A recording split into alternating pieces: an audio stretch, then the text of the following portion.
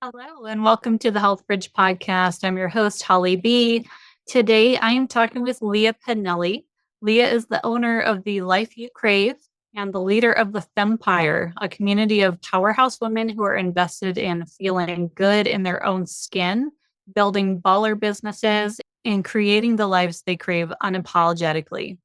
She is the host of the Life You Crave podcast, and she's on a mission to free up the mental real estate that women are currently using, struggling with food and weight, and redirecting that energy to focus on what really matters: their health, their wealth, and leaving a powerful legacy for the next generation of girls. So while Leah and I have different platforms and work with different groups of women, we both have a similarity in that we do deal with food changes, relationships with food and nutrition, and how it affects our daily life. And a lot of this includes having to cut out foods that aren't serving you. When it comes to making these changes, deciding on making these changes, it can be really challenging, right? Because a lot of times it's cutting out foods that we absolutely love, that we feel bring us joy and happiness, maybe brings us a sense of community. But ultimately, are these things really serving us on a fundamental level of health and wellness? And so, how do we kind of wrap our mind around that process of deciding to cut something out, or at least experiment and see how our body is truly reacting to these things? And how do we wrap our minds around that step by step process of knowing you love something and letting it go? In this episode, Leah shares with us several of the tips and steps that she uses with her clients in kind of reconciling this process of getting from A to B when it comes to managing nutrition on a healthy level. And when I say healthy level, on a mindset level, right? The health starts with our mind and the way we think about changing our nutrition, the way we think about our food, the way we relate to it and have attachments to it. She really gives some good tools in kind of weeding out your thoughts around things and starting to make these shifts and changes in a way that you can feel good about. So let's dive right in and enjoy this episode with Leah. Leah Pinelli, this conversation has been a long time coming, and I'm so glad that we're finally connecting here. Me Welcome. too, Holly. Thank you so much for having me. Of course. So, Leah, you are essentially a life coach as the short version of your title, but you That's right. just shared with me the longer, bigger perspective version of what you do. And I would love for you to share that with everyone. Yes. So I am a life coach. Like if I have to, like for the IRS or whatever, I'm a life coach. And a lot of people call me mistakenly, they call me a health coach. And I hate that. And it's not because I get why people call me a health coach. Like if you go to my social media, if you go to my website, like, oh, yeah, she looks like a health coach.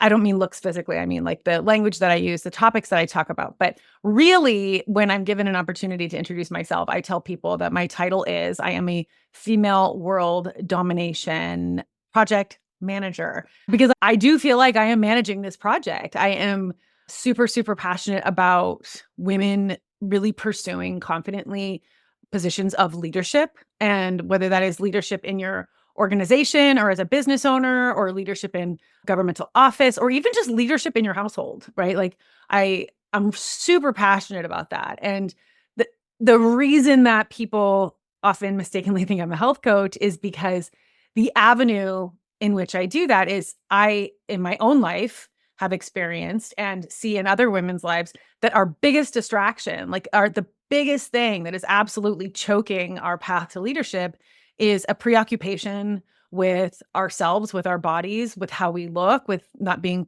enough.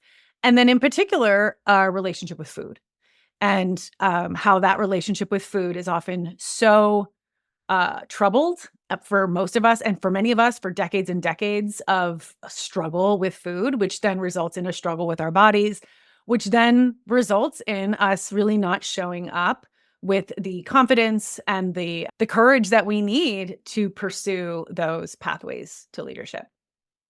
I love, love, love that is your backbone behind what you do. And I can relate to that with the backbone behind what I do with my coaching because, oh, there was a time back in, I want to say 2016, when women and people were gathering and marching. And I thought, I just had this moment of realization of this is all great and all, but 2 weeks from now, everybody's going to go back to living their lives.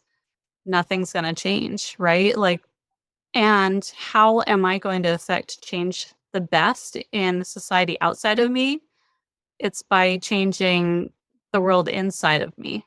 Yeah. And that's what I want to share with other women through doing this coaching is let's build you up from the inside. And on my platform, of course, I work with women with lupus or other autoimmune diseases who are really struggling in dealing with their flare ups, dealing with their symptoms, and feeling like they can't step into life in the way they want to. I believe that by building up our health and our mindset around our health and how we move through life, as we get healthier, stronger physically and mentally, then we can have a much greater positive effect in the family unit and then into the community and beyond. And Totally. so I feel like we're working towards the same thing in Yeah. just slightly different avenues, Yes. which Absolutely. interrelate, which Yeah. definitely interrelate. Yeah. Absolutely.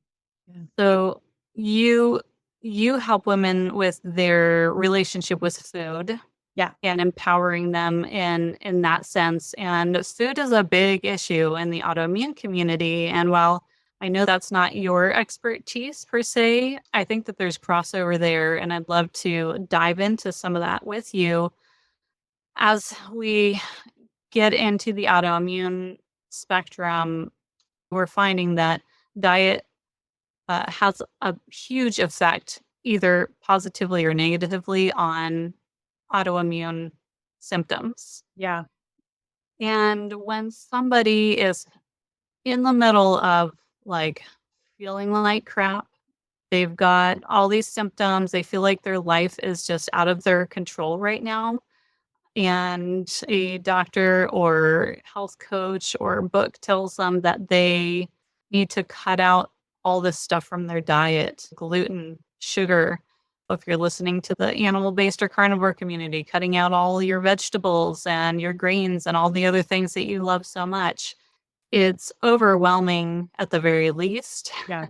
And it can leave people feeling like they're already so miserable, Yeah. and now you want me to cut out all the things that bring me some little sense of happiness and joy? Like, Yeah. how did they wrap their minds around that? Yes. I'm curious from your perspective in working with women the way you do, how do you address similar issues? Yeah. Yeah. And we do, right? It's a huge part of the work that I do because we do have attachments with food. And the thing is we're supposed to, right? Like food tastes good for a reason. Sweet foods taste good for a reason. Foods that have a high energy density, and I'm energy density. I'm talking about calories. I don't care about calories. We don't talk about calories in my community. But the reason that I'm bringing that up is because there is this kind of fundamental quality of food. It is designed by Mother Nature for it to taste good so that we will eat it, right? Because if it didn't taste good, we wouldn't eat it and we wouldn't be here. It's the same reason that Mother Nature made women's breast milk sweet. It's to keep the baby consuming it so the baby will grow and thrive and survive. It's the same reason that Mother Nature coupled pleasure with reproduction, right? So that we would actually have a desire to do it. And so I think that the first thing is just to recognize that it's totally normal and natural to have an attachment with food. It's also, though, the problem is when that relationship is no longer really serving you. And I kind of liken it to like, we've all had that romantic relationship. Well, not all of us, but a lot of us have had at least one romantic relationship where you're like, I know that I need to break up with this person, but the whatever it is just so good, right? I don't want to give up X, Y, or Z. And so I'm going to keep dating this person, even though I know this isn't good for me. Right.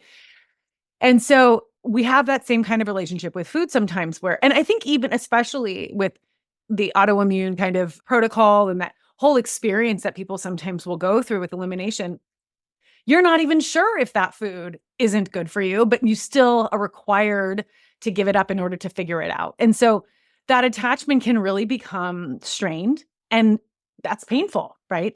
It's painful to give up something that you feel attached to. And then on top of that, so not just the psychological or emotional attachment.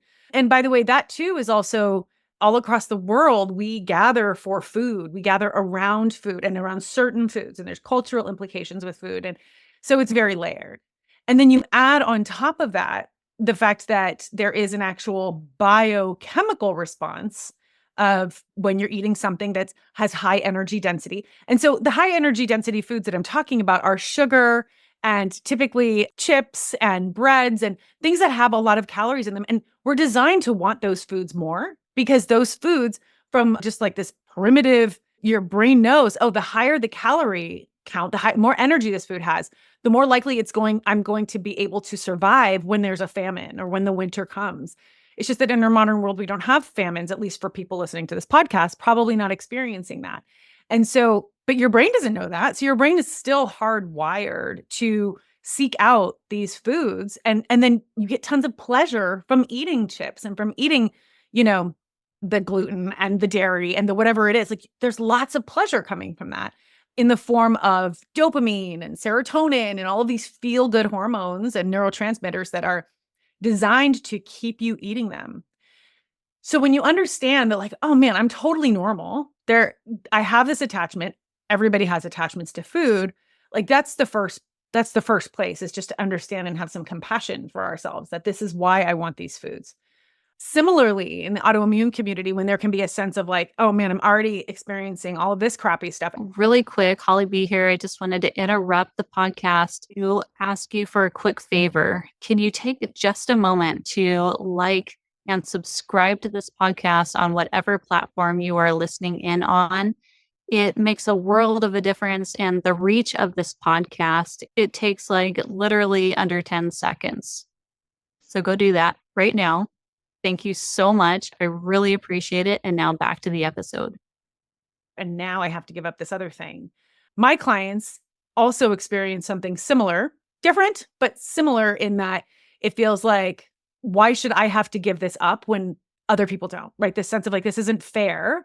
I don't want to give this up. Why should I give this up? I enjoy this thing. This isn't fair in order to get some result that I want. So I think that really is the first step, is understanding why we have such strong attachment to certain foods. And the work that I do with my clients is first to identify, just like in the autoimmune community, we have to identify like which are the foods that are just not serving us, like which are the bad boyfriends, like which ones really are the problem. And I think that can take diligence and time to figure out in the autoimmune community in particular. But the important part is that when you do figure it out, when you're like, okay, I know for sure that sugar, and in my community, sugar is definitely an issue for women who are struggling with overeating in particular. And so once we figure that out, then you want it to be as simple as like, oh, well, just stop eating it. But given everything that I just shared, it's not simple to just stop eating it. And most of the time we don't want to just stop eating it. And so the second step in there is really around it's the mindset piece. It's the actually establishing a new relationship with that thing. And to establish a new relationship requires some mental energy, some what I call thought work, coupled with some vision work. So I have a system that I teach in my community. It's called the Fempire, is my community. And in the Fempire, I teach a system called FEMS. And it's like a 4-legged stool. The first leg is food freedom. The second leg is envisioning. The third leg is mind work. And then the fourth leg is support. And those are kind of the 4 legs that you need to really be stable and confident.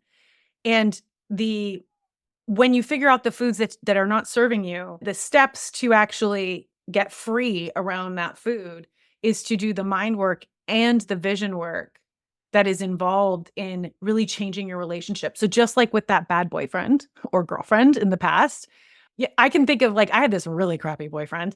And at the time, like I knew he was crappy, but we were having so much fun together. And now in hindsight, I'm like, ugh, if he walked in, I would like, hi, like I wouldn't want anything to do with him.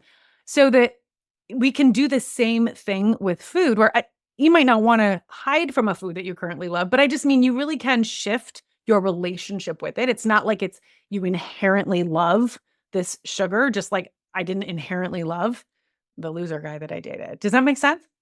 Total sense. Yeah, complete sense.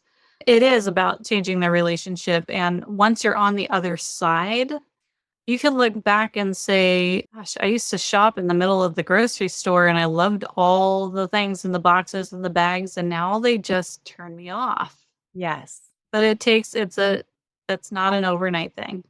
It's not an overnight thing. And it is, I think that there are tools and systems that you can put in place to facilitate. We want to facilitate the process. Like we want to get to the other side as quickly as possible. But at the same time, we have to like actually like commit to getting to the other side as fast as possible, which requires an investment of your time and your energy and your attention. And for some of us, your money. Right. And so it's like, okay, I want to get to the other side as quickly as possible because I don't want to experience this forever. So do you want to rip the Band-Aid off or do you want to do that slow peel? And I think for a lot of us, we want the Band-Aid, but that really does require then I'm going to take the time that I need to really make this shift in terms of for our purposes, in terms of I'm going to do that thought work in order to change my relationship. Because our relationships are really just the thoughts we think, right? Like my relationship with that guy in college was just the thoughts I was thinking about him, right? The thoughts that I thought about him made him attractive to me. Now the thoughts I think about him make him totally unattractive to me. He's the same person. I'm having different thoughts. Exactly. I want to actually touch on the support aspect of this scenario because it's one thing to decide we're going to do this and to like commit to the process. But there's a lot of people that are in, say, a family scenario who have very little support when it comes to changing up routines like food. Because if you're cooking for a family, yep, they're going to expect the same things that they love and are used to. And if you're all of a sudden like, well, I'm going to eat this way, therefore I expect you to do the same, that's not going to fly very easily. And people aren't going to understand what you're going through physically either, or mentally, to get to the point where you're ready to make those changes when they're not at that point. So how do you help people navigate that kind of complex scenario? Yeah. So in my methodology, what I teach clients is that my whole mission is to free up their mental real estate. So we don't want to complicate food. Like we want to keep food as simple as possible, but also as pleasurable as you want it to be, right? And so I have clients who love to cook and I have clients who hate to cook. I am one of them. I'm a food assembly person. I can put food together, but I don't want to cook anything. And so it's all about like whatever floats your boat, but also let's simplify. Like we're not going to worry about X, Y, or Z. In the autoimmune community, it is not inherently simple. Like there are apps for scanning labels so that you can find out if there's something in that really quickly that is going to cause a reaction for you or some kind of symptom.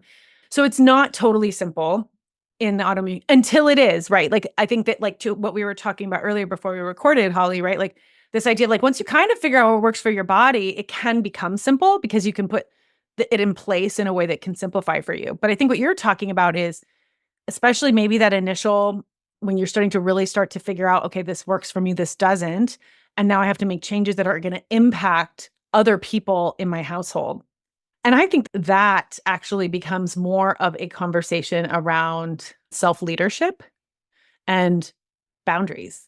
Because I think as women, it's so funny because as you were talking, I'm picturing a woman cooking for her family and putting food on her table for her kids and her husband. That's what I'm picturing. And I'm like, well, first of all, we need to question that. You know what I mean? Like, why is she the one who is doing the cooking and then for everybody else, right? And I'm not saying that's a problem. If you love to cook, that absolutely, by all means, right? Go do that. But I think that there's this assumption, because there are more women with autoimmune disease than men. So there's this assumption that I have to figure all this out. And then I have to figure it out for everybody else too. And you don't. Like, you don't have to figure it out for anybody else in your household. They get to figure it out. And some of us have young children. And so, yeah, for sure, there's a role there. But I think that it really is about establishing a sense of self-preservation and self-leadership within yourself. And then the methodology that I teach my clients, which I don't know if it would work for your listenership, but I'll share it anyway because it might, is that, for example, my clients, we eat a lot of plants. Plants are a priority in my community. And so the idea, and my husband is from Buffalo, New York. They don't eat plants here.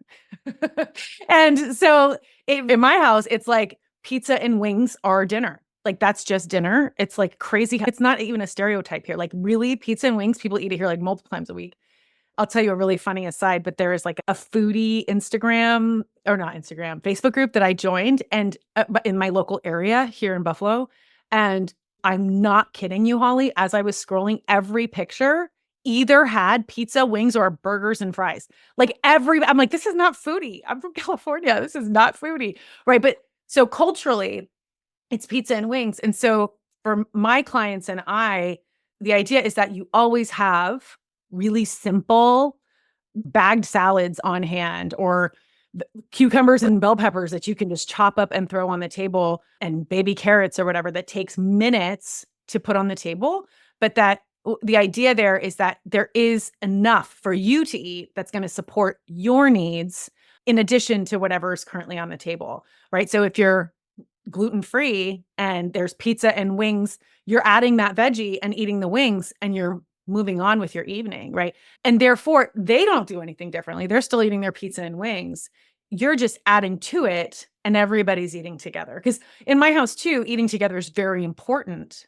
But I do eat differently than my husband. We do eat differently. Also, I should say my husband is the cook in our house, so he is doing the cooking. And for a long time, like, I'd come out from my office and there'd be it literally is just pizza and wings. And I would be like, I need vegetables. I need a salad. I need something.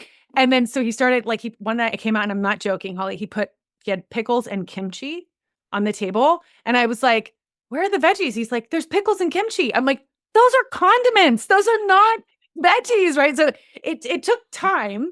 Now we have a system in place, right? My husband just knows, like, he's cooking the meal. He might do one vegetable if I'm lucky. And then I'm supplementing with something really quick and easy. And it's just our rhythm now. It's just our rhythm. Mm-hmm. Yeah. So it's a process, and we're not claiming that it's going to be easy to start, but there's ways of making it work in pretty much any scenario. And if your normal, like, monthly routine with your girlfriends is to go out to brunch and have mimosas and sweet pancakes, well, you can still go along, but maybe you just start to shift what you order. Yes. Maybe you start to shift down on the mimosas and order a non-alcoholic version instead. You can still be there and enjoy it. And what I've found for myself as I've had to cut out drinking, not that I was ever a heavy drinker, but I certainly love to go out and go to the bars with my friends and have a drink or two. Nobody really pays attention when you stop. They really don't care. They don't care. Once they're a drink in, they forget all about what you're drinking. Right. Exactly. Exactly. Reminder. Sorry, my Alexa's giving me a reminder. Yeah, no, exactly. People don't typically care. And if they do care, it's more about them than it is about you. Exactly. It's challenging the routine that they're comfortable with. Yes. Whether you're putting it in their face or not. Yeah. And decades ago, I have a really good friend from high school who learned that she had autoimmune disease. And I remember when we had gone out to some event or whatever, and then we had gone to lunch.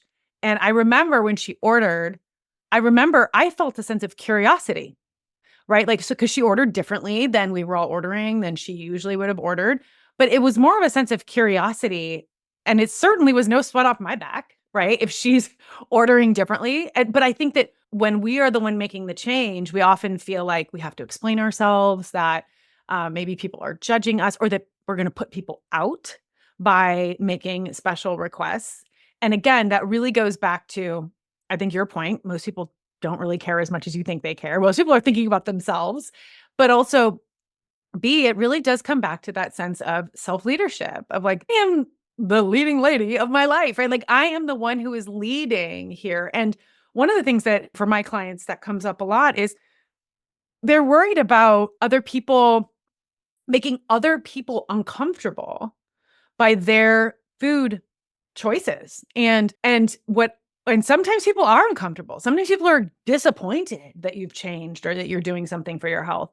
And I do a lot of coaching around that. But at the end of the day, one of the things that I remind clients of, and this is something we don't usually think about, and I learned this on my own journey, was that a lot of times people were often more inspired than they were disappointed. And what I mean by that is, I remember once my sister had come for my son's 5th birthday and I had like prepared this big veggie crudité platter, blah, blah, blah. And she said to me, I remember she was saying, she's like, I'm so inspired by how you eat. And then she went home and made some shifts. And it was one of those, it never occurred to me that how I had shifted my eating patterns might inspire somebody. Like that never even occurred to me, but it did. And then since then, I have had other people say the same thing. So I like to remind my clients that you never know. You might actually be inspiring someone in the room, not to copy you necessarily, but just to maybe rethink something that could result in an improvement in their own lives. Mm-hmm. And sometimes, like, I can think back to instances or conversations with people from 25 years ago before I was in my health journey on just comments about, oh, fasting or, oh, cutting out this or eating this way. And I didn't have a place in my life at that point to like feel like I needed to go there, but it planted a little seed. Yeah. And then a few years later, or 10 years later, or 15 years later, I think back and like, oh, that was a seed that kind of led me down this path in a way that I wasn't looking for at the time, but I can reference that back now and see that as information that I took on. And so it can just be planting seeds. I think there is a fine line, and I will admit, even just due to a conversation I had this morning, that I'm not always good at, how do I want to say this nicely? Not judging others for making the changes or wanting to make the changes that I think they should make for health. Mm-hmm. And that typically comes to the people that are closest in your lives. And I've certainly been judgmental when it comes to my boyfriend's choices and what he eats. and maybe I have not always come across in the way I intend. Yeah. And so that's something that I've realized that I need to continue to work on with myself, because in general, I'm not a judgmental person. Right. But I love him and I'm concerned, right? And like, but he hasn't gone through the same stuff that I have. So it's not fair for me to expect him to be on the same level, the same path. And so I think that's another thing that we also have to think about as we move into making changes, is to not be super self-righteous in it. Not be super self-righteous, and also not be dogmatic about it either. Because I think that at the end of the day, even like there is, for every single, I don't mean diet as in weight loss, I just mean every single pattern of eating that there is out there, there is some kind of research that will counter the benefits of that. And so you can really get caught up in this, like, I don't even know what to eat, right? It's diet confusion. And even, I don't know if you're familiar with the blue zones, and you listening, you can Google it, but it's like, to me, I remember I love the blue zones. I love all of his work. Dan Buettner, I think it is. I love all of that work because I love this idea of tradition and looking back and just kind of following these traditional ways of eating. But then there's actually researchers out there who have like totally debunked that. I'm like, wait, what? We can debunk the blue zone? Bet you can. Right. And so I think that there's a criticism for everything. And I think that kind of goes back to, I think what we were talking about before we hit record again, Holly, which is just that it really is about what sits well with you and what sits well with you physically. But I also mean what you can, one of the questions that I teach my clients to ask themselves when they make a decision, and you can use this question, whether it's about a food decision or a diet decision or even just a life decision, like to go to the movies instead of do your homework, whatever. Anytime you're making a decision and you are feeling maybe conflicted about that decision, I always just teach my clients to ask the question, okay, well, why did I ask that? Why did I make that decision? And then do I like my reasons? And if you like your reasons, then you get to move on. So you and I were talking about eating animal-based diet. And if yeah, I'm not saying this to you directly, Holly, but if you're choosing animal-based and your friend over here is choosing plant-based, it sounds like you two are totally at odds, right? And I think there's this sense of like, one of us has to be right and one of us has to be wrong. When really, I think it can just be, does it make you feel good? If it makes you feel good physically and you like your reasons for eating it, I kind of think you're good to go. Like, you don't have to worry about what Joe Schmo is doing over here. Like, you do you, boo, right? That's the whole, like, do it, right? Because you know that there's always going to be somebody out there telling you that the way that you're doing it is wrong. Totally. Yeah. On every other Instagram feed out there. On every other. And then it's like the point of your mission in mind. Like, so now my clients are spending all this time, or these brilliant women are spending all of this time Googling and buying books and trying to figure out the right way to eat instead of running for office. Like, that's the problem. That's the problem. Mm-hmm. And so I love the work of Dr. Stacy Sims, who is an exercise physiologist. And she recently I've been studying some of her work and I took a continuing education course with her. And I'm like, oh man, some of the things she says is counter to what has been working for me for so long that I love. Right. And so, but again, so like now I'm kind of experimenting with some of the stuff that she's talking about. But I'm also doing it in a way that's like, but at the end of the day, I'm going to take this experience with her and my experience with what I've been doing, and I'm going to devise a protocol for myself that feels good to me. And I like my reasons for doing it. And that gets back into like actually quieting down to listen to your own body, your own intuition, and your own heart. Yeah. To help balance out all of the information out there. And I think that's the empowerment in all of this. Totally. Yeah. We've talked about a lot. Yeah. Is there anything that we didn't touch on around this subject that you want to bring up, or any last tidbits for the listeners? Yeah, I might just share that two quick things, actually. The first is that originally you had asked me about, like, where do we go with that when we're in that place of, I probably need to release gluten, because gluten there, I mean, it's so much evidence that it really is a problem for people with autoimmune issues. And so like, okay, I know I need to give up gluten. This would be me, but I'm Italian American. I can't do that. Right? Like when we're in that place of like, I don't want to, I shouldn't have to, this isn't fair. Like, I can't believe have to do this other thing that sucks. I like to teach a concept to my clients called real pleasure or false pleasure. And I do teach this on my podcast. I can give you the episode number if anybody wants to go listen, because I talk about it in more detail in that episode. But the idea is that you can measure pleasure by asking yourself, by thinking about the net impact of the action. And so what I mean by that is, for me, I used to love eating Trader Joe's dark chocolate covered peanut butter cups. I still do. They're delicious and amazing, but I used to eat them all the time. And I loved eating them, and I would eat a lot of them, and I would eat them when I was really exhausted and it was late at night and I was doing the dishes and I was tired. And then I would have all this sugar in my system and then try to go to sleep, and I would go to sleep but not sleep as well, and blah, blah, blah.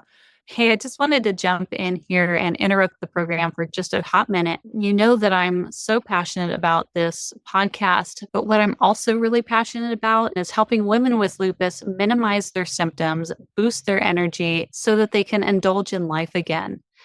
So if you are a woman who is struggling with lupus, who is sick and tired of being sick and tired, who's struggling to manage your flares, if you're finding that your lupus symptoms are just really getting in the way of you being able to live your life the way you want to, I feel you. I've been there myself and I felt the same way.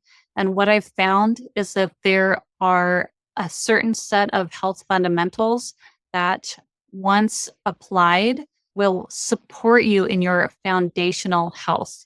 They will support you in building and maintaining that energy, minimizing flares, and allowing you to, again, indulge in life and follow your passions.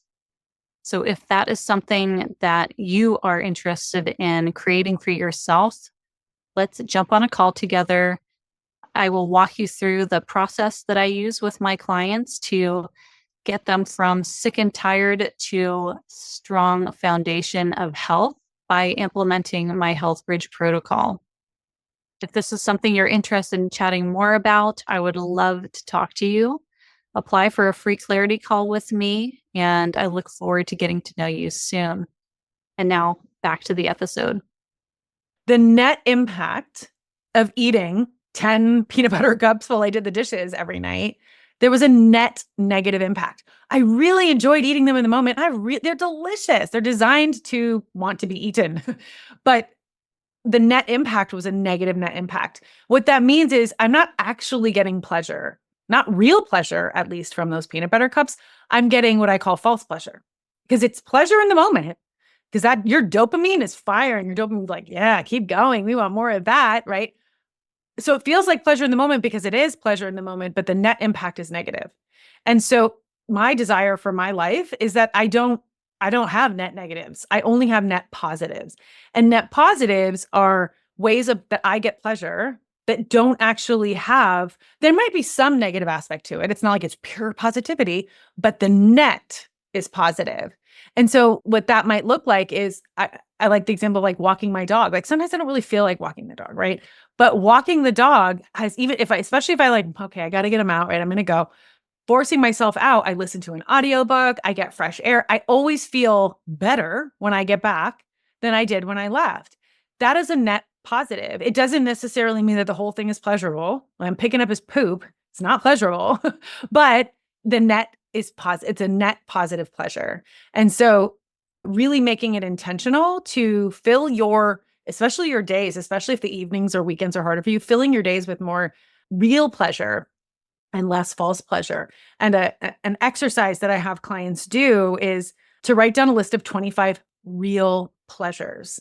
And you don't use that list to it's not like you're like, oh, I'm kind of craving peanut butter cups, so I'm going to go do something on my real pleasures list. It's not designed to swap it out because often it doesn't work.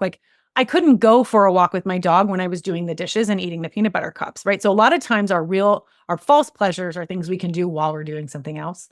But it's really just to, and then intentionally start to add more of that to your life in general so that you're experiencing more real pleasure.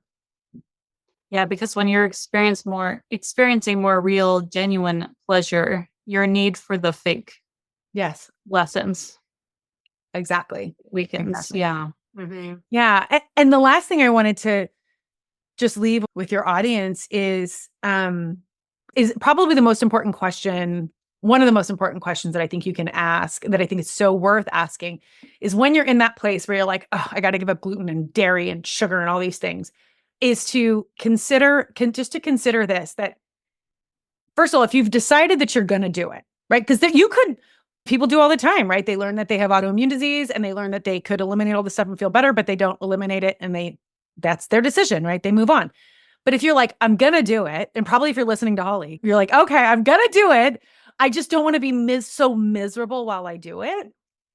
What I recommend is make the decision, and you're going to really stand in your decision, right? No waffling. There's no mind chatter here, right? Make the decision. And you can make the decision for, if you're following an autoimmune protocol or something like that, you can make a decision for a defined period of time and then revisit your decision at the end of that time. You get to decide the time.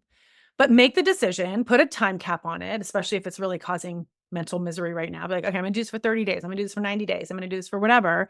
And then I'm going to examine my decision. And then you decide again. And you get to decide again after the 90 days. And you get to decide authentically, am I going to keep going or am I going to do something different?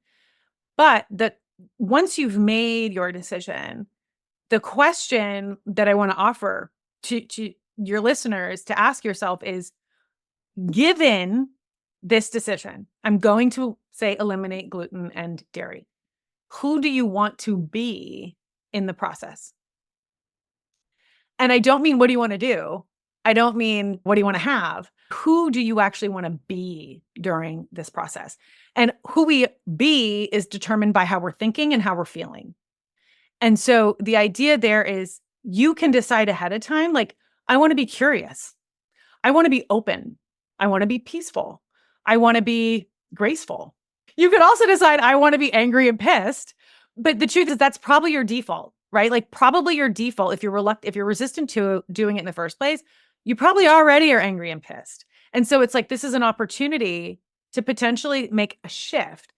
And so if you decide like, I really want to feel curious in this process, then the next question that you would ask yourself is, what would I need to intentionally think in order to feel a sense of curiosity? And it might just be, I'm curious to see what happens. I do want to know what happens when I eat gluten. I wonder if I'll get relief from this. Let's go find out, right? I wonder if I won't get relief from this. Let's go find out. But it's intentionally then crafting a way of thinking about the process that will result in you feeling differently about it, which will make it much, much less miserable. Yeah, it's helping you shift your perspective Yes. on what you're doing and why you're doing it, and Yes. focusing on the goal rather than the misery of the moment to moment where you have to say no to that bread or no to the dessert at each meal. Yes. Yes. Exactly. I love that. Thank you so much for sharing all those really helpful tips. Leah, where can everybody find you? I hang out mostly on Facebook at Lia Pinelli, and it's Lia Pinelli. And I also have a podcast called The Life You Crave, and you can find me there. And I have a super fun and amazing Facebook group. I hope you're in it, Holly. I just realized it's kind of newish though. It's called Women, Wine, and World Domination, and it's free, and you can come hang out there. I will definitely make sure I'm in that group. And you don't have to And drink wine, Holly, to join us. I have no problem being a part of the wine drinking Yeah, group and drinking right. water. That's Yes, right. That's right. yes. Yeah, totally. Awesome. Well, thank you so much, Leah. I look forward to seeing what you do in the future and how you keep helping to empower women. Thank you so much for being here. Thank you, Holly, for having me. So many gems in this episode with Leah.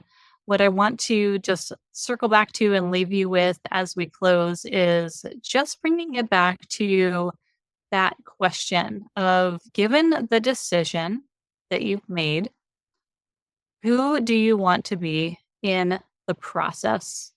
Who do you want to be? Curious was, I think, the first word that she mentioned. And that has been a really important word for me in my health journey process. And it's one that I bring up often with my clients and in my program, because I think having that sense of curiosity in learning about health and learning about your journey and learning about all the different aspects that there are, even just in the world at large, right? And relating to people that have different opinions, your loved ones, whatever, it totally applies. But specifically in this process of creating better health for yourself and learning what works for you in this process of minimizing your autoimmune flares and getting closer to remission. Having that sense of curiosity is really empowering because it really opens the door to possibilities. It opens the door to, well, maybe I would feel better if I cut out gluten. It opens the possibilities to shifts that perhaps you didn't think were possible just because you were curious enough to try making changes with your diet. When we stay closed in, oh no, I can't cut out gluten. I love it too much. I'm Italian, as she said. And I've heard that so many times. I can't even tell you. Italians with their breads and pastas. Trust me, I get it. I love breads and pastas. I still do. I just make the conscious decision not to eat them because they don't work well with my body. And that was something that I had to become curious enough about to start doing and to follow through with. And do I still feel the need to test it out every once in a while? Yeah. And I regret it every time. And that's why it's easy for me to now stay strong in that. But I had no idea how much it was affecting me until I made that change. And so that's really what I just want to impress on you, is that it may not feel like eating some of these foods is affecting you because you feel like crap pretty much all the time, or in the middle of your flares, it seems like no matter what you do, it doesn't shift things. But just having the curiosity of, but what if it does shift things? And being open to that experimentation is so, so important. And if you do find that gluten or sugar or your favorite fruits or vegetables are actually triggering inflammation and flares and gut issues or brain fog, joint pain, you will thank yourself for trying because now you'll actually have a gauge of what feeling better feels like and empowered because now that you can make decisions on a daily basis to promote feeling better, or you can choose today it's worth it for me to indulge in this one thing that I know will have an effect on me, but it's Christmas or it's a birthday and this community family gathering is so fulfilling that I am choosing to partake. You're choosing based on the knowledge that you have versus just going along with the crowd. All right. So I hope this was a really empowering episode for you. I would love to know your comments and your thoughts on it. If you have tried cutting out different foods before, if you were successful, if you weren't, I would just love to know more about your food choices and your experiences in your autoimmune health. So please share and please reach out to Lia Pinelli, follow her, get in her Facebook group. You'll see me in there as well and check out her podcast. She gives so much great information that even though again it's on a slightly different platform, it's stuff that we can easily implement into our lives as well. It's all very empowering. So thank you so much for listening to this episode of the Health Bridge podcast and we will see you again very soon.